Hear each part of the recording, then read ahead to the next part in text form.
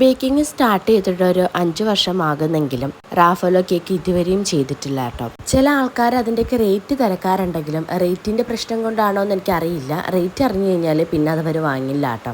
ഈ ഒരു കസ്റ്റമർ നമുക്കൊരു റെഫറൻസ് പിക്ചറും കൂടെ തന്നിട്ടുണ്ടായിരുന്നു. അപ്പോൾ അതിൻ്റെ ടോപ്പിങ്സിലായിട്ട് റാഫലോൻ്റെ ചോക്ലേറ്റും കൂടെ ഉണ്ടായിരുന്നു. അപ്പോൾ അതിൻ്റെ പ്രൈസും കൂടെ ആഡ് ചെയ്തിട്ടാണ് നമ്മൾ കസ്റ്റമറിൻ്റെ അടുത്ത് പറഞ്ഞിട്ടുണ്ടായിരുന്നത്. ഈ ഒരു കേക്കിലേക്കുള്ള സ്പഞ്ച് റെഡിയാക്കുന്ന സമയത്തേക്ക് നമ്മൾ ആ ഒരു ഫ്ലോറിനകത്ത് ആൽമണ്ട് പൊടിച്ചതും കൂടി ഇട്ട് കൊടുക്കുന്നുണ്ട്.